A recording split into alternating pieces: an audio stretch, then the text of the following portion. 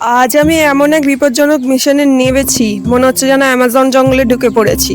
কারণ মা বলেছেন বাবাকে থানকুনি পাতা আনতে, আর মায়ের আদেশ মানতে তো হবেই। সে বাবা বলুক কি আর আমি বলি, কেউ কি কার কথা শোনে? মা মানে যা বলবে ভগবানের মতন মানতে যাও। তো যাই হোক, বাদ দাও। বাবা বলল চিন্তা করিস না, থানকুনি খুঁজে বের করা আমার জাস্ট 2 মিনিটের ব্যাপার।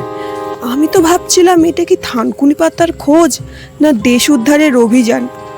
জঙ্গলে ঢুকেই আমি 3বার পা পিছলে পড়েছি, কিন্তু একটা পাতাও পাইনি। গাছ লতা ঝোপ আগাছা সব পেলাম, শুধু কি পেলাম না না থানকুনি পাতা।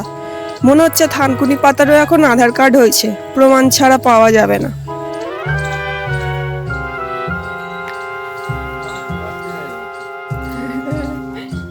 আমি এরকম বন জঙ্গলের ভিতরে খুব কমই যাই, বেশ ভালো লাগলো কিন্তু আমার, যাই বলো।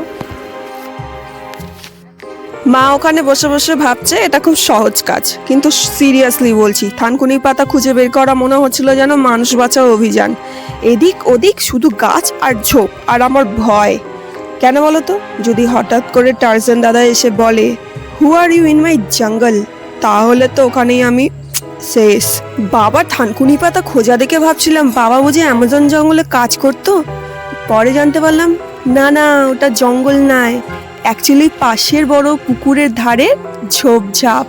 জানো, এই পুকুরটা দেখলে আমার বেশ পুরোনো দিনের বাচ্চাবেলার স্মৃতি মনে পড়ে যায়। এই পুকুরে কতই না মাছ ধরা হতো, এখনো মনে আছে আমার। তো যাই হোক, থানকুনি পাতা খুঁজতে গিয়ে আমার মনে হচ্ছিল আমি যেটা খুঁজে পাচ্ছিলাম সেটা হলো কলার কাঁদি মোচা চারিদিকে শুধু।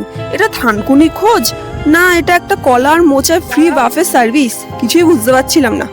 যাই হোক, অবশেষে 15 মিনিট পরে বাবা বলে উঠলো দেখ এই হলো থানকুনি পাতা। এই মুহূর্তে আমি বুঝলাম জীবন যুদ্ধে জেতা কাকে বলে। এই আনন্দটা বোঝাতে গেলে কি বলতে হয় বলতো, যেন লটারি লাগা তেমনি, কিন্তু পুরস্কার হিসেবে পেতে হতে পারে থানকুনির রস। এই মিনি ব্লগটার থাম্বনেল কি দেওয়া যায় বলতো? আমি ভাবছি এটাই বলবো, অ্যামাজন জঙ্গলের বুকে লুকিয়ে থাকা থানকুনি পাতা আজ আমাদের দখলে।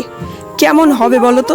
তোমরা কমেন্ট করে জানিও। হ্যাঁ, এখন আর শুধু একটাই ভয়, মা যদি বলে আর একদিন আবার যেতে হবে, ব্যাস হয়ে গেল। এখন বাড়ি গেলে মা রস বানাবে, শরীর নাকি ভালো হয়, কিন্তু সত্যি কথা বলি ওই রস খেলে আত্মার শরীর ছেড়ে বের হয়ে যেতে পারে। পরের ভিডিওতে যদি না আসি তাহলে বুঝে নিও থানকুনির রসই দায়ী। আমি চললাম, তোমরা কোথায় যাচ্ছ? আগে সাবস্ক্রাইব লাইক আর কমেন্ট তো করে দিয়ে যাও।